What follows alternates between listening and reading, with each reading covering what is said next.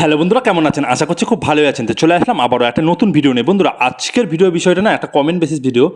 অনেকেই একটা প্রশ্ন জিজ্ঞেস করেছে যে দাদা, আমরা যখন বাইক চলাই আমাদের মনে একটা ভয় কাজ করে, সেটা হলো আমাদের বাইক চালানোর সময় কি বাইক কোনো সময় উল্টে যায়, বা আমরা কোনো সময় যদি ব্রেক প্রেস করি, ব্রেক প্রেসে কম বেশি থেকে বাইক উল্টে যায়, বা আমরা ক্লাচ গিয়ার দেওয়ার সময় মানে ক্লাচ দেওয়ার সময় বা আমাদের গিয়ার দেওয়ার সময় আমাদের বাইক কি উল্টে যাবে।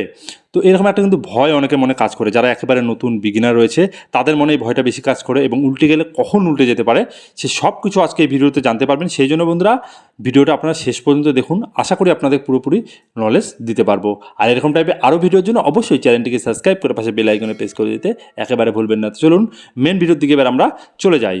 বন্ধুরা, বিষয়টা কি হয় যে অনেকে বলে যে দাদা, আমি এখন চলন্ত অবস্থায় হট করে কোনো কিছু সামনে চলে আসলো, আমি এখন ব্রেক করে দিলাম, এবং ব্রেক করার সাথে সাথে কি আমার বাইকটা উল্টে যাবে, বা আমি দুটো ব্রেক একসঙ্গে প্রেস করলাম, বা আমি সামনে ব্রেকটা হট করে বেশি প্রেস করে ফেললাম, আমার বাইকটা কি একদম পিছন থেকে সামনের দিকে উল্টে চলে আসবে।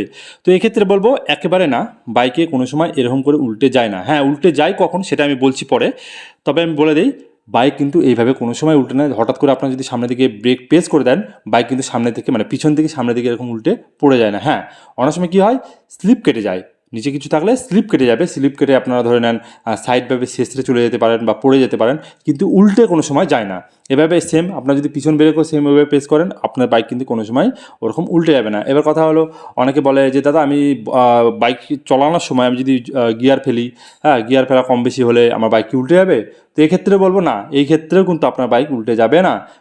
মানে এই কথাটা বলতে যাচ্ছি একটাই, যে অনেক সময় কী হয় যে আমার বাইকটা মোটামুটি স্পিডে আছে, বা গিয়ার কমিয়ে দিলাম বা বাড়িয়ে দিলাম, মানে হয় না যে আমার নির্দিষ্ট স্পিড অনুযায়ী আমি গিয়ারটা দিলাম না, তো সেই কারণে কি আমার বাইকটা উল্টে যাবে? তো সেই ক্ষেত্রে কিন্তু বাইক উল্টে যাবে না। আর একটা ব্যাপার চলে আসি, ক্লাচ।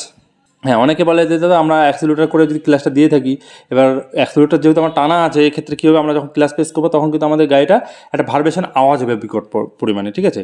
তো এই সময় কিন্তু আমাদের বাইকটা কি উল্টে যাবে এই সময়ে?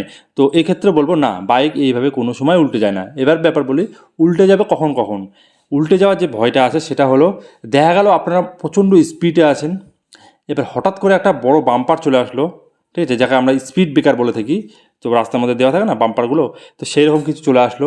এবার ওই সময় আপনারা যদি এমন করে ব্রেক প্রেস করলেন, সামনে ব্রেকটা দেখা গেল আপনার পিছন ব্রেকটা প্রেসই করলেন না, সামনে ব্রেকটা প্রেস করলেন এবং বাইকটা একেবারে লক হয়ে গেল, লক হয়ে সামনের চাকাটা দেখা গেল আপনাদের স্পিড ব্রেকারের মধ্যে ফেসে গেল, উঠতে পারলো না। এবার সমান রাস্তা না, তো স্পিড ব্রেকার রয়েছে, সেই সময় কিন্তু আপনাদের উল্টে যাওয়ার একটা ভয় থাকে।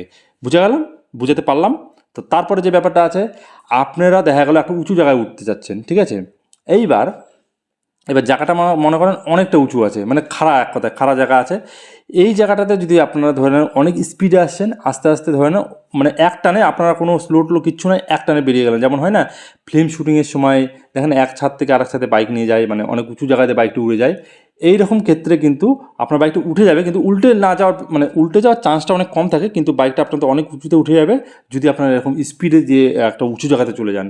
আর মধ্যেখানে টান জায়গা, মানে উঁচু জায়গাটার পরে কোনো রকম আপনাদের হচ্ছে উঁচু জায়গা নেই, আর একবার সমান রাস্তা আছে সেরকম, শুধু একটা জায়গায় আমি বলতে চাচ্ছি, একটা জায়গায় যদি উঁচু জায়গা থাকে সেই ক্ষেত্রে কথা বলছি। তো সেই ক্ষেত্রেও কিন্তু আপনাদের বাইকটা উল্টে যাওয়ার ভয় না, কিন্তু আপনার বাইকটা অনেক উঁচু উঠে যাবে, অনেক উঁচু, এক কথায় আপনাদের ফিল্মের মধ্যে উড়ে যাবেন, উড়ে যায় আপনার পড়ে যাবেন, পড়ে যায় আপনার বাইকের অবস্থা কেরাসিন হয়ে যাবে এক কথায়, ঠিক আছে। তো মধ্যে কথা এটাই, আপনাদের কমেন্ট অনেকগুলো দেখলাম, তো সেই জন্য ভিডিওটা করলাম। তো মধ্যে কথা একটাই আসছে, আপনারা বাইক যেভাবে করেন, মানে চলান যেভাবে করেন, বাইক কিন্তু কোনো সময় উল্টে যায় না।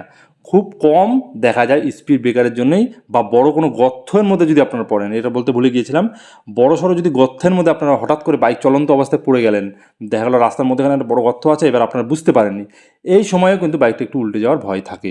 তাছাড়া সেরকম কোনো ব্যাপার না, আপনার সমান রাস্তায় যাচ্ছেন, হঠাৎ করে ব্রেক প্রেস করলেন, আপনার বাইক ওইভাবে পিছন থেকে এরকম উল্টে যাবে না। কারণটা আমি একটু যদি বলি, একা তো একটা বাইকের ওয়েট রয়েছে, তাছাড়া আপনার কিন্তু বাইকের পিছনেই বসছেন, ঠিক আছে। তো এক্ষেত্রে বাইকের ওজনটা অনেক হয়ে যাচ্ছে, এবং বাইকের ওজনটা হওয়ার কারণে আপনার বাইকটা কিন্তু সেভাবে পিছন দিকে মানে উল্টে যাবে না।